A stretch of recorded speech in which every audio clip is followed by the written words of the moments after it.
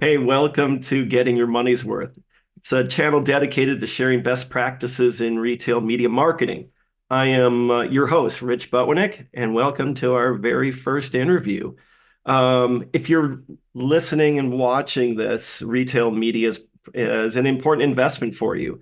In fact, you're not alone. According to Stratability's latest survey, they found that CPG brands are putting upwards to 15% of their marketing budget towards retail media. And just because it's important doesn't mean it's easy to do, right? First of all, there are so many retail media channels. I mean, I was trying to make a rough guesstimate in the US. I think I'm up to about 75 that are now out there alone. And organizations are working with an average of 8 of them. So that's from a Pat to Purchase to the survey. They found that, majority are 8, about a third are working with 10 or more networks. So it's complex, it's important, but you'd also think then, okay, it must be working well for them. Well, not that great. In fact, 43% found it was working as well, but nothing different than other digital media. 26% though did think it was working well. They're doing something right. But on the other side of it, 20% thought it was just simply a money grab for retailers. Okay, so if you run into the challenges like that, okay, what is the right spending level? Where do I put my money? How do I best measure it? If you're like me, you like to bring in some expert friends. And that's where I want to introduce you to Paras Shah. Paras is the Senior Director of Digital Media at Georgia Pacific. He's been a pioneer in this space of CPG e-commerce and is widely considered an expert when it comes to retail media. So I want to introduce you to my friend Paras. Paras, welcome. Thank you, Rich. I appreciate you having me. Excited to talk shop with you today. Yeah, that's great. We're glad you're here. So I was just thinking back from we've known each other for a while, but you've been Yeah, in e-commerce since 2005. What drew you to it? yeah. I think I was for me. So I've got a background in information systems. That's what I got my undergraduate degree in, and then I stumbled across this thing called digital marketing just by chance. And as I kind of got exposed to it, I just I felt like it was a really fascinating space where people can change the way that they buy. And I've always in my career loved to drive transformation in whatever I do. And so I just felt like, hey, there's this, people shop a certain way today, which is in store back in '05.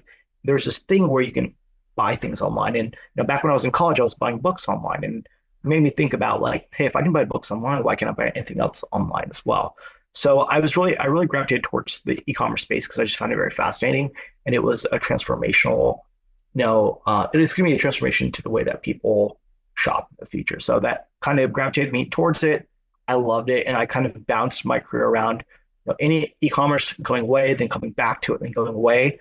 Each time coming back to it in a way that is changing the way that people are continuously shopping. Yeah, no, I saw that. And then when you got over, you've been at Georgia Pacific for about 8 years. Yeah. And I noticed, I was just looking like this, it's always fun to kind of see someone's journey on LinkedIn just by their job titles. But you start seeing in your digital world, start seeing the word omni-channel, an Hmm. omni-channel shopper. And that starts in 2019. And Yeah. is that when you started, really kind of delving into retail media?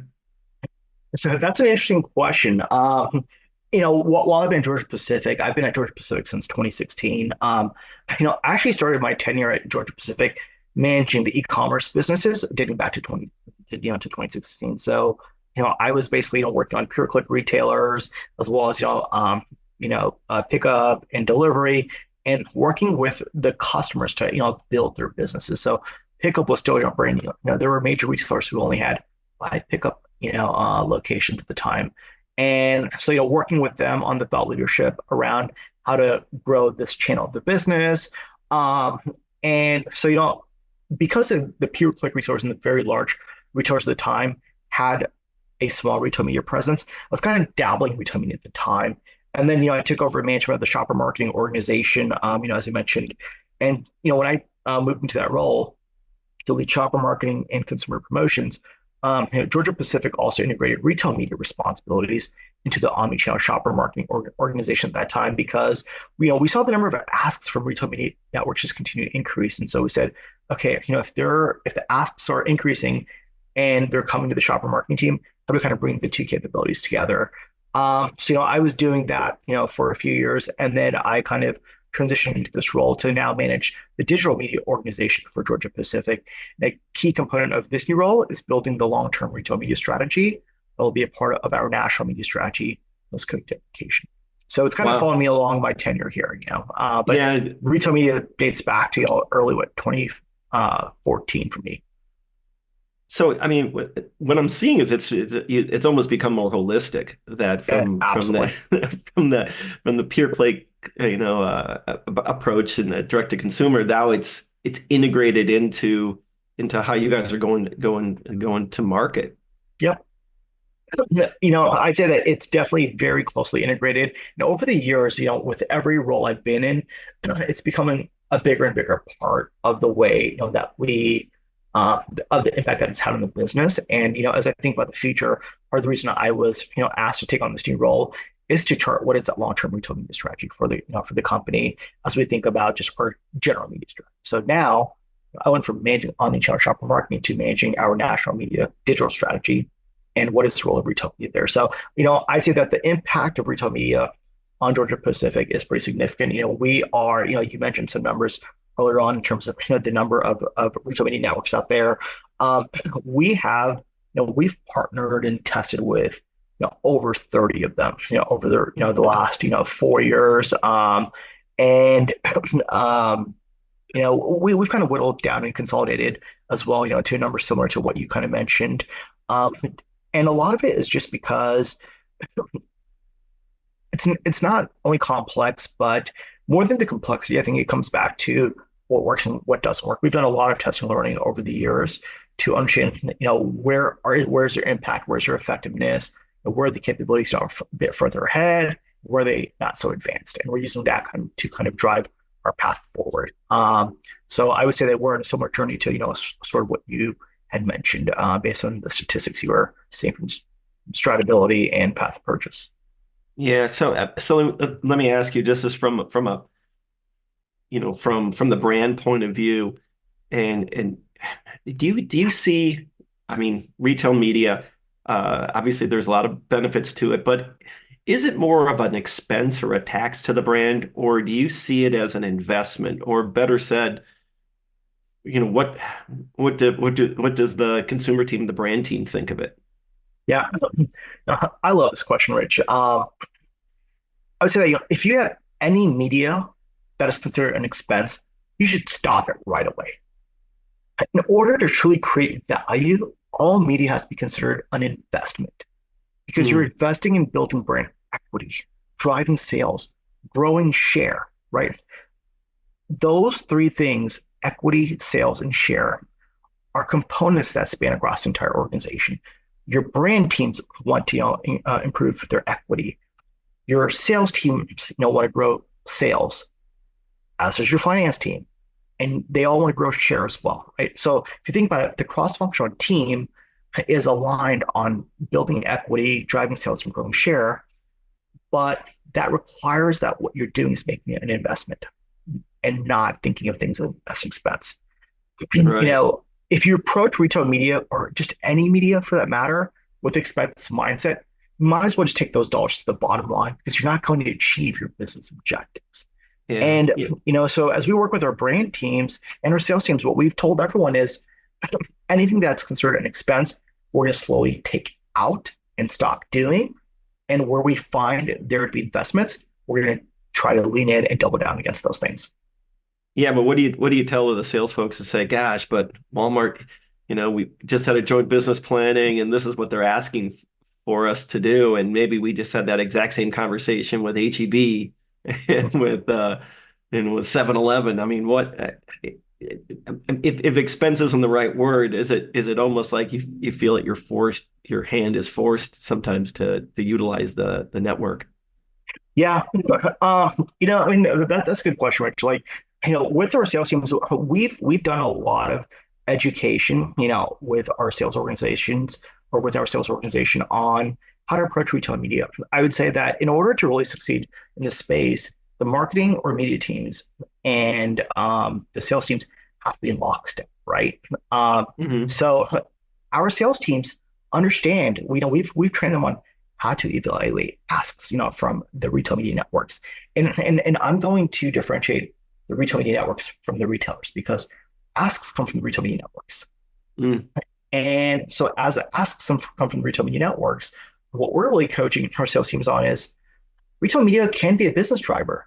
So let's assess, what kind of, you know, what kind of a business driver is it compared to your trade investments, to your merch accrual, to the data asks and every other ask that comes about. How is it truly an investment that will drive the business versus just it being that expense? And as we've trained our sales teams and our brand teams, to evaluate asks in the same way, that gets us around, approach around how do we make sure that what we're doing is going to actually drive the business versus it just being a tax or an expense. Yeah, I like that. Do you think it varies though if it's a large business, let's say a category leader, mid-sized challenger, or small startup in terms of how they see just even and from a just how to even approach retail media? Do you think it varies by the size of the business or not? Yeah, no, I think it definitely varies. At least in my conversations with a lot of different organizations, they all have varying points of view around retail media, um, and the role that it plays and how it grows. The biggest difference I've seen is how they all respond to the asks from the retail media networks. I think some of the challenger brands, the smaller brands, are a bit more inclined to invest even if it's like rather business because they want to maintain the distribution or they don't want to be seen as someone who's not going to partner with the retailer. Whereas I think with the larger companies, the large CPGs, I see them actually doing a bit more due diligence on the investments and figuring out how to make it more of an investment to create value and grow. Mm, yeah, I like that thinking, and so it takes a little courage if you're a smaller brand to have that investment mindset. But I think that's really, I think that I would, I love that as a starting point that you have because if you see it as an investment, okay, and now I need to approach it as a way of how do I grow my business or how do I use it to obviously improve my sales velocity, my brand equity. I mean, you can decide Mhm. to choose what you want to do. So take me through so I take it that's not where you guys started at Georgia Pacific, right? Where did you Yeah, start? Like, when you were starting, okay, you have this great vision. I'm sure it started as let's trial, let's get into it, getting pressured by the retailers, all things we just mentioned. But just, I mean, you don't have to give this in great detail, but all right, take me on that journey of when where you're going to get to the point where you're saying, okay, I want to see this investment. Now I got an idea how to do it. Like yeah, what kind of got you to that point?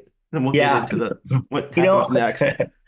no, I think that early on, we were being asked by the retail media networks to invest, in those networks, and I think oftentimes, we were saying, hey, yeah, the retailers asking us, to go and invest, so we would look to lean in and invest, and this is years ago, right? This is at the very early stages of it, but I think over time, what we learned is again, because our mindset as a company is to always look at everything as an investment and not an expense. We've always looked at, hey, how's this doing for our business? And I think what we learn over time is that not everything works, and so some things work, some things don't. And so, like as investment asks, kind of continue to increase among the retail media networks, we started to build a whole strategy around how to not look at the retail media asks as a tax, but instead transform the investments into business drivers, right? Mm, And unfortunately, not all retail media investments can be a business driver. And if you think about it, with media fragmentation affecting the consumer journey, it was imperative that we really rethink our go-to-market strategy in such a way that we think about reaching and engaging consumers throughout the full funnel based on where mhm. and when they want to shop and continuously optimizing the experience. And what that led us to do is, some retailers, even to this day, we only invest in a tactic. Others will do multiple tactics, but because what we've learned is, you know, we get the insights around how they shop. What are some of the barriers, the triggers along their path of purchase, and then try to inform that with retail media. Just remember, ask for just tactics to get shoppers to become aware of and engage with your brand. But to truly develop effective consumer strategies, you need to have the right data and inputs coming from all functions, right? Finance, marketing, supply chain. I talked about just the whole cross-functional piece. And that really enabled us to develop strategies that helped improve the consumer's experience along their shopper journey. So, I talked about just, some of our key objectives, right? Improving equity and driving sales, share. We align with the cross-functional team what it takes, to drive, growth for each business. And then we aligned that with the shopper journey to make sure that where we invest with, and what we invest aligns with aiding that consumer through the shopper journey to drive them forward.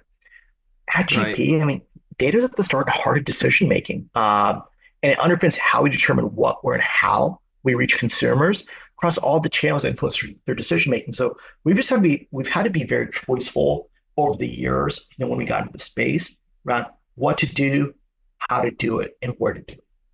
Got it. So then when you're approaching that, you're trying to make choices, and now you're going to place an investment with a retail media network somewhere in their ecosystem. Are you focused on, like kind of the equity top of the funnel stuff, or are you focused on maybe the more outcome based in terms of what's when you're making choices within the network, even what tactics to use? In other words, I guess, how do you approach that sales funnel in terms of priority? Yeah. So, I'd say that this is something, you and I have talked about, Rich. Like, I took the approach of kind of flipping the funnel.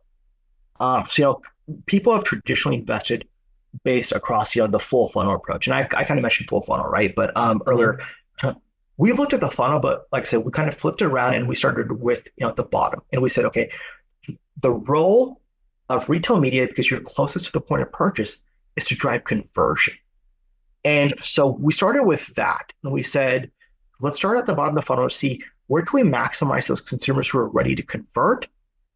And then we worked our way, down the funnel to drive more awareness and consideration. So we're going to hold those consumers' hand and heart through the non-traditional, non-linear path to purchase, all the way through conversion, right? And so as we've taken this approach, I mean, we've had silos, we have planning silos, but what we were very consistent with was taking this, flipped funnel approach and using that to determine what is the KPI across every step of the way, right? So it's not necessarily starting with, what is the outcome you want or what is the investment you make. We'll say, okay, what is the insight or the trigger barrier that we're trying to address? And, if it is truly to drive conversion, let's start here at the bottom of the funnel. And what are the KPIs that need to align with the bottom of the funnel versus there are different KPIs that are, the middle of the funnel versus at the very bottom of the funnel. And, surprisingly, some people are like, oh, it's just going to be CPM along the way. No, that doesn't make sense. Like, it might be lower conversion. It might be improving conversion rates and figuring out how to do that. Whereas other places it might be CPM, or it might be, viewability rates for offsite media or onsite media. So we've taken an approach of what is the objective, what is the goal, and then what is the KPI that we need to hit, and then we use that to align that with, what is our goal at the customer as well. Got it. Yeah, I like that. I mean, that's one of the things, that I recommend that marketers adhere to is to think first with the end result, almost build it backwards. So if you're doing it that way, then you can ask those questions of what you want to measure. Then you get to the curious questions, right? Like, oh, well, how would we do this? Which tactics make the most sense? What what the messaging makes the most sense. And I think you do that, you have a better chance of getting success versus a more linear top-down approach, Hmm. which you ultimately could miss the mark, or at least maybe not get the same kind of return on it. Yep, absolutely. So yeah, that I mean, think like that's one of the I like that as a key takeaway for obviously for any size business, but in particular if you have a more everybody's got a limited budget, but let's say Hmm. you're a smaller brand, start with the end in mind, and obviously you have to have something realistic in terms Yeah, of your end in mind, but yeah, start there. Now you can say yes to the investment, or at least you have a better yeah. chance of success there. Yeah, So and sorry, one thing I want to mention, Rich, is like, a lot of people will focus on vanity metrics, as for their KPIs. What we try to focus on is how much incrementality is it going to drive, right? Because at the end of the day, everything you're doing should drive incrementality, so you drive growth on the business. And so we make sure that the KPI is somehow tied back to an incrementality, fraction okay, in some form or fashion. So, yeah, yeah, is it is that a hard fast rule I mean, if you're talking to your fellow retail media directors, I mean, you see IROAS as sort of the incremental thing. Is that a hard fast rule for you, or how do you see KPIs? yeah. So, I would say for us, incrementality is most important. And it is a hard and fast rule for us. Again, it differs, by organization. I've talked to many organizations who approach it completely differently. There's no right or wrong way to do it. I think a lot of it comes back to, like, what are you trying to accomplish and how are you trying to accomplish it? But part of the reason why it's important for us is, the categories we play in have very high household penetration rates. Example, toilet paper, 99% household penetration. How are you going to grow? You're going to grow through incrementality. So what are the building blocks that will help you maximize the incrementality? And again, like, it's not just retail media. We look at everything, all media from the standpoint of incrementality. If there's one big takeaway, Rich, I would say is that people keep on talking about retail media. It's not just retail media. It's not retail media. It's just media, right? And so to truly understand, going back to your comment about the expense investment, to truly make an investment, the pie of media dollars is not growing the same rate as the asks are. So True. if that's the case, then the dollars have to come from somewhere. And so, media is typically judged, by, how incremental is it for the business. So retail media also has to be looked at how incremental is it to the business. If you think about Mhm. it, merchants, when they do line reviews, they're often looking at how incremental are your brands to their business. So why should we not invest in retail media driving incrementality? That's how the retailer is looking and judging on our business. Right, right. I'm glad you I'm glad you said I I'm just curious from your new role. So you've got retail media, you got digital. I think you have social. Anything that looks like digital Yep. that's going to influence a purchase choice. How do you decide what percent of the budget goes to retail media? So Stratability, their research found that 15%. Hmm. But so would that be, I'm just curious how in this role do you because you can see social people talk about social being a third shelf. That's Hmm. when Hmm. someone's going to discover a brand, now you can, through different partners, you can line right to Kroger. Hmm. Obviously, there's other digital medium that you can use that can drive conversion. Then there's retail media, which is the retailer's ecosystem. How do you make choices on just where to put the percent of budget? Yeah. So, what I would say is that first and foremost, in all the conversations I've had with different organizations, on this topic, I'd say that there is no one size fits all approach. Some companies have retail media stretching across trade, shopper marketing, and brand marketing, while at others, it's just trade spend.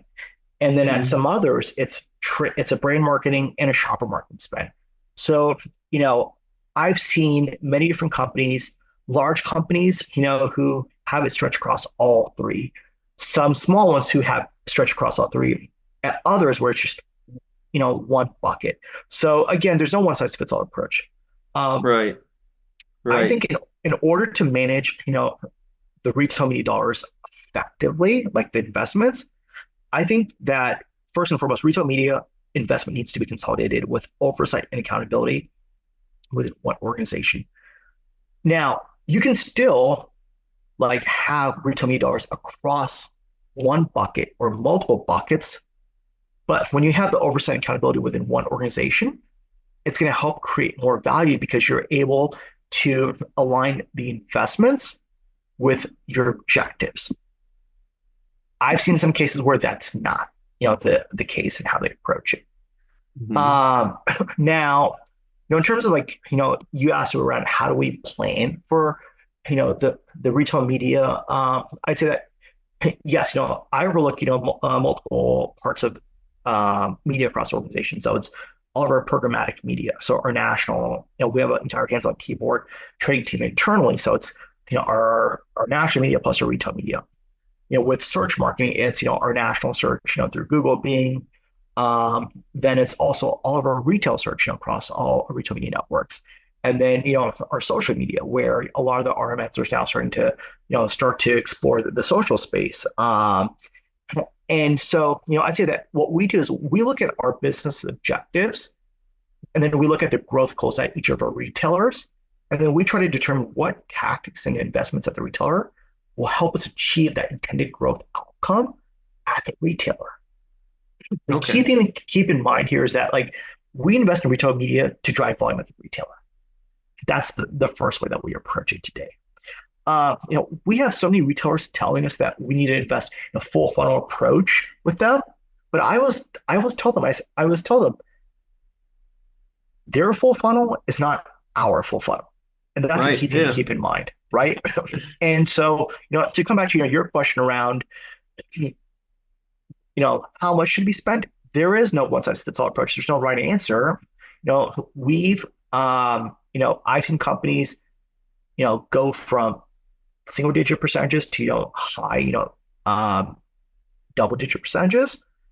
I think it all comes back to what is that objective, and then how does the objective dictate the investment levels that will allow you to hit those objectives. Yeah. No, that I like that. I think that makes a lot of sense. Okay. So then share best practice this question. You told the retailer said, yeah, we loved it. Georgia Pacific wants you to invest in our full funnel. We got our CTV, we got our digital, we have search, we have our email. Here's what we want to invest in. How do you say no without, freaking out the sales team figuring they're going to jeopardize, shelf Yeah. space or merchandising opportunities? So, I'd say twofold, right? So, one, I kind of talked to you around how we've educated ourselves, our organization. So Yeah. Yeah. I built this maturity assessment model, for our organization, and the maturity assessment model basically segments retailers into different levels of maturity. So it goes from, laggards to up and coming to advanced and highly advanced. So Hmm. one thing we've done is gone through and shared with everyone where their retailer sits. And so, again, not their retailer, the retail media network that represents a retailer, where Hmm. they sit in the maturity assessment model, why they sit in that, in that space, and then, what does it take, for them to move up. And so driving alignment between, I think, the marketing sales organization is very critical, right? That's something I'd say we've done a very effective job of at Georgia Pacific, is making sure that, our marketing and sales teams work in lockstep, hand in hand, on how to think about this. Because again, it's an investment, right? And if you want to truly invest to grow your business, your sales team has a vested interest in growing the business, as does your marketing team. So how do you kind of continue to partner together to make that happen? So I'd say that maturity assessment model is the first and foremost thing. The other thing, that is that, and this is something that we kind of, talked about a lot internally, is that like with retail media, tables have turned. In day-to-day business, that a CPG does with retailers, the CPG is selling to the retailer, and the retailer is the CPG company's customer. However, with retail media, the retailer is selling to the CPG, the Yeah. CPG company is a customer. So the same way that the merchant conducts line reviews, CPGs need to take the time to evaluate the retail media network's proposal. Understand, how is their proposal going to drive incremental units for the business? How much incremental margin will the retail media generate for the CPG's business? How many incremental households will the retail media proposal be able to source for, the retailer's business? Whether that investment is actually a better alternative than a trade or merge investment or data investment. But just remember, with retail media, the retailer works for us. Yeah, that's a great And point. and the retailer needs us more than we need them because there's so many different media companies we can work with, right? And so, what I just brought up is how what I explained in terms of how we, assess the asks. That's the same way that the merchants assess our proposal share line reviews. So it's just Yep. flipping the script essentially. Yeah, And exactly. and that approach, I think, is what's really helped us rethink and make sure that as these asks for full funnel or CTV plus social, et cetera, come to us, we look at it through this lens right here. There's no secret sauce to it. It's the same way. It's almost like the research taught us how to evaluate the asks in a way. Exactly. Uh, Exactly. What I really like, it also gives, I would imagine, a CPG at any size. Here's your confidence. If you understand what your objectives are, that you want to invest to achieve those yeah, objectives, you're looking at retail media as a solution. Now yeah, now I can evaluate it. And again, I would imagine the smart retailer would say, "Oh, good. Okay, if I can help make this an investment." Boy, Georgia Pacific will do more with me because I'm yeah. a positive investment. That's exactly it. And what we always make sure to do is that we also make sure that and again, there's no secret sauce. I know a lot of people do this, which is we make sure that the asks from the retail media network align with the merchant's objectives and our objectives, right? Because ultimately in a JBP, the merchant's objectives and our objectives are on the same page. And Hmm. therefore, for example, if they ask us for CTV, but really the end goal is to drive incremental new households, we'll say, is CTV the best way to do that? Or is social the best way to do that? Or should those dollars go to incremental feature and display that is more effective at making that happen, right? So that's how we kind of assess it and making sure that everyone's on the same page around where the dollar should go. Yeah, no, I like that. Um, so there's one thing I want to make sure we cover off here because we've talked about, objective base, we talked about KPIs. Obviously, we need to get some data. Can you share like maybe a good, better, or best approach to what data that is going to be most actionable? I think we could agree there's not a loss of data. There's Mm-hmm, just a ton of mm-hmm. it. So it's got to be more of a prioritization and what's truly actionable. Can you share your thoughts on what data do you value the most and if you were going to do a good, better, best, what would that look like in terms of data that's going to educate how well you're investing? Yeah. Um, so I, I think I'm going to answer this question, Rich, you know, from the KPI approach, right? Because, as I mentioned before, data is at the start and heart of everything we do. So if we take a reverse engineered approach, that's the way that we can make sure that what we're doing is continuing to grow the business. So something that we've done is we've created basically a retail media measurement framework that focuses on what data is needed to drive the growth.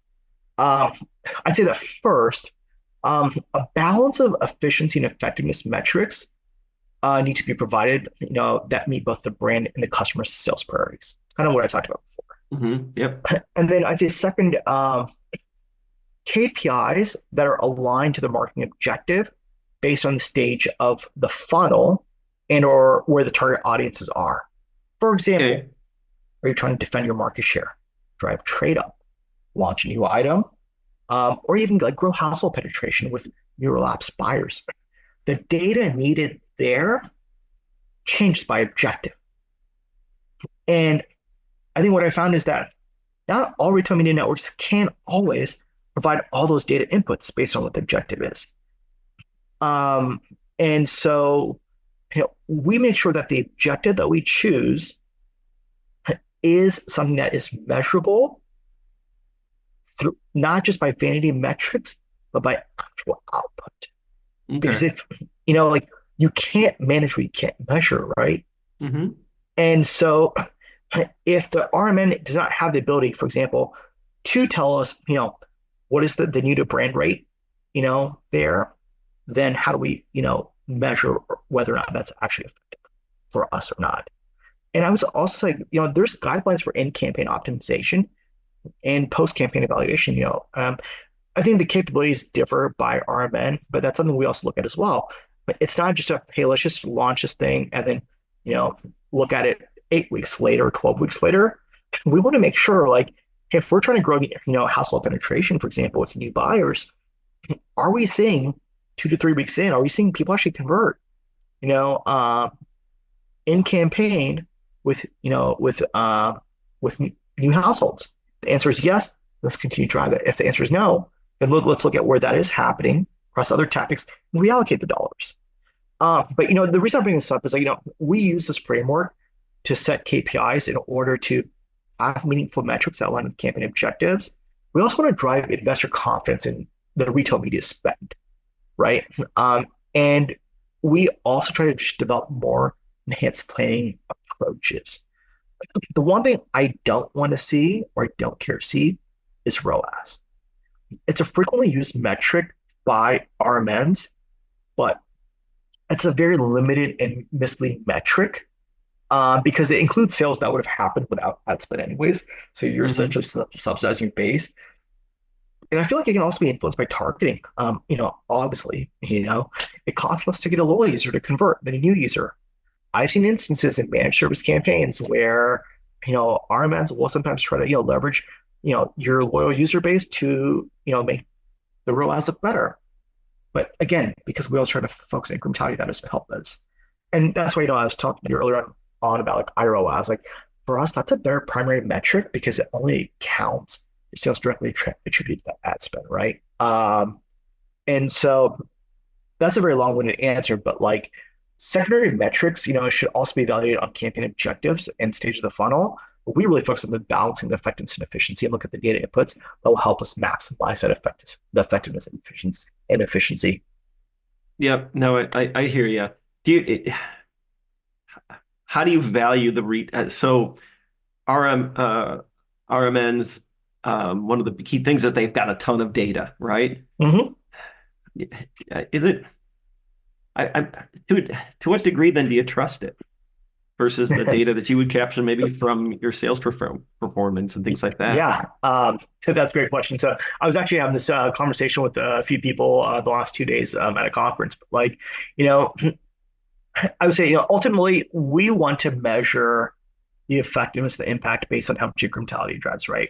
Um, the challenge, in investing with the RMNs today is that the incrementality models are so different that nothing can be compared apples to apples. So RMN Mm. X would tell us that we had an $8 ROAS, iROAS, whereas RMNY would tell us we had a $15 iROAS, but they're both looking at iROAS differently with different Hmm. measurement partners on it, right? So, um, like I always like to, say like, how many people, have heard that, the sales lift or the impact from whatever execution they did is the best thing since sliced bread at the RMA.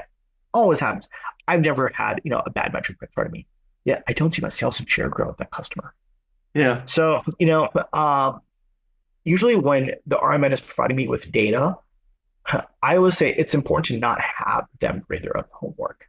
So we actually use MMM as our single source of truth to measure incrementality because you're able to normalize, the data and see how incremental is that execution or activation or that RMN versus your national media as well as other RMNs as well.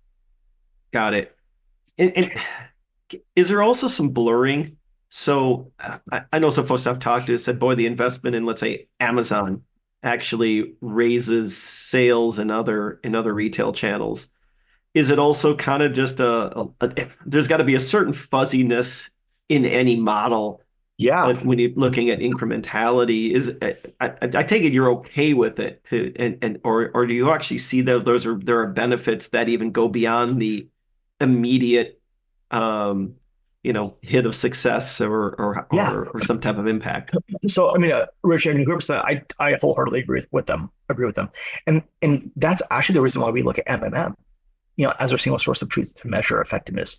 Uh, Investing in one retail media network can drive the intended impact at another retail media network, right? Because if you think about it, people shop across multiple retailers. And that's why I said before, it's not retail media, it's just media. You're exposing consumers to advertising and they're going to make a buying decision, right? And you're trying to change your buying behavior. Now, if it happens at retailer Y instead of retailer X, now they might have purchased your product at retailer X, but now they're purchasing at retailer Y. Are they truly incremental? Are they truly incremental to your brand? No. Retailer Y will say it's incremental, but then retailer X lost it. What your MMM is going to tell you is truly incremental to your business.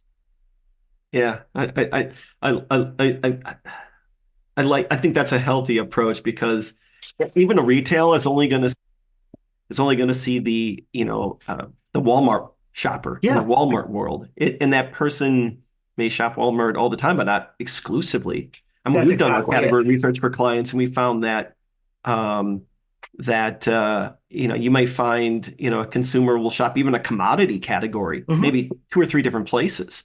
Yeah, And even if one of them's the loyalty, they're going to go a couple other places for different need states. So yeah, why would retail media networks not be the same? Yeah, yeah, no, that's a good takeaway on that space. Okay, two last questions for you. yeah, sure.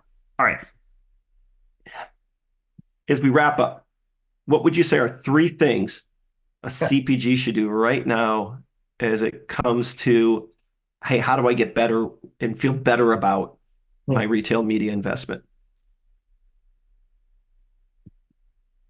Three things that an advertiser or CPG should start doing now um, to feel better about retail media networks.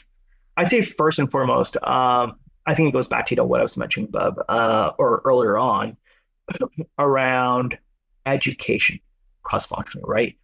So we've been on a very long journey to get all elements of the organization trained on retail media, senior people, junior people, you know, um, across different functions within the organization, finance, supply chain, sales, the brand teams. And so I say that the cross-functional education, uh, about talking to everyone about the benefits of RMNs, the risks, with RMNs, where are there growth opportunities? Are there any pitfalls of retail media? You know, um, you know, that are mission critical if a CPG wants to just focus on how to grow long term. I think like retail media is going to be a large part of your media ecosystem in the future. It's here to stay, and it's important for the whole organization to understand how to evaluate risks and asks and benefits from the RMN, what's working, what's not working, and then just how to transform the investments into the growth drivers of the business. So I say the first thing I'd recommend for a CPG advertiser to start doing now with RMNs is just educate the organization. Number two, I say it gets back to your questions around data, and we talked about KPIs. I think the second thing that CPGs need to start doing now is really focus on the measurement piece. Ensure that you're not just looking at ROAS, you're actually focused on measuring incrementality. If you're not measuring incrementality in a standardized way, like you mentioned through MMM or just whatever other means, an advertiser looks at incrementality, or you're unsure how to measure the incrementality, talk to your finance partners, talk to your trade marketing partners to better understand how they measure incrementality for feature and display, for trade events. And so use that to try to build a model that factors in retail media. That was one of, that was measurement was one of the key things that helped us really scale our investments is that we were able to build some of our own, in-house models that helped us understand how incremental is this? Can we prove that it's incremental, just through, repetition? And, we were able to identify key drivers of growth uh, with the investments and how we measured it. And that's how we've been able to double down and use retail media to help us continue growth as a business. And I'd say third, it's just talent development. I mentioned before, retail media is here to stay. It's really important to upskill talent. The organizations that thrive will be those where an individual, talent can speak in both sales and marketing languages. And those that just survive will continue to live in their own planning silos. So developing talent to speak, the multiple languages as, as things collapse between the different, elements of the organization will be imperative to helping, CPGs win in the retail media space long term. Yep. No, I would agree with you entirely on that. That's a big focus of my organization. Aperture is actually Mm-hmm. is training. We Yep. actually do training in the cross-functional space to it. And we do like the, making sure we have a sales and marketing approach. Because I think when you get there, the brand team then starts to think category. Mm-hmm. Okay, so if I can show category growth through the power of my brand and marketing, Yep. I now can get alignment from my retailer, but also I get, my sales team has a story to go into, which then Mm-hmm. enhances brand equity. And the brand team also knows, hey, don't be rogue just to do something to do a program Yeah. just to drive sales. You got to be true to the brand in terms of what it's doing. And so do you know what understand what a master brief looks like from a brand thing and how you're going to articulate it has to be Mm-hmm. rooted into the same data and insights. And then that I think there's a whole training component of that. That's a great thing. Okay, last question then for you. The other side of it, what should we stop doing? What I mean, you've been to Yeah. conferences, Yeah. you've sat around, you've had, the beer, the glass of wine after, you're standing there with the Yes. napkin around the glass that's getting all wet and It's a Vanity you Fair hear napkin people that we're sitting around with, right? It's a Vanity yeah, Fair napkin. I just want to make sure of exactly. that. Exactly. And all right, you're doing that. And all right, what would you say? Yeah. All right, stop. Here's three things to stop doing. Okay. I'm not going to say three things. I'm going to say one thing. Okay. And I'll tell you why. This is the biggest thing that will drive a change in retail media performance. And the reason why I'm going to say this one thing is because every time I've told people to, I've talked to people about it, they laugh because they either say, I agree, but they still do it, or they laugh and are confused at what to do differently. But the one thing I'll say to stop doing now is stop looking at traditional ROAS, return on ad spend. It's a transactional metric at best that will limit your growth potential.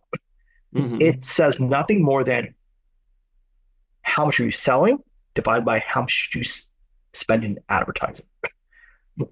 There are ways to, I'd say, manipulate that through different forms of advertising to make it look better than it truly will drive your business.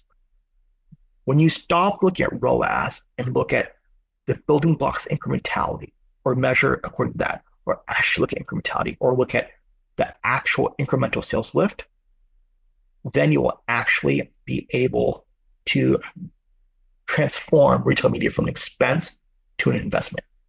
Those that look at purely ROAS look at retail media as an expense. When you stop looking at it as an expense, you will then look at it as an investment, and ROAS is not an investment. Yeah, I love it. All right.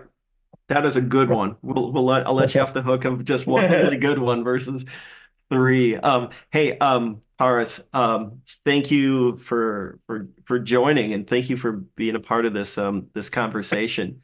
I know, we've touched on a lot of different things, about 45 minutes of it. There's a lot more, a lot more to get into. So if you're interested in talking more or adding to the discussion or want to even know about, tell me more about anything we talked about, or even in some of the cross-functional training stuff, feel free to reach out to me. You can reach me at rich@aperturemarketing.biz. You obviously can find me on LinkedIn as well. And I can also get any questions over to Paras that you might have. But This channel is going to be absolutely dedicated to, providing thought leadership, best practices, because we know it's going to be an important and valuable part of the marketing mix. Having a healthy way of utilizing it, measuring it, and understanding how to use it across the organization is going to, really help towards long-term success. So, Paras, again, thank you for joining. I really Thank you appreciate for it. having me. This was a blast. So, I always love talking shop with you, Rich. And Yeah, likewise. so I just thank you for having me on. And yeah, so if there's any questions, that are sent your way, Rich, people offer me, happy to answer them. We'll stay connected and let me know if I can help with anything. Absolutely. Fantastic. All right. We will chat with you next time. Take care. Bye bye.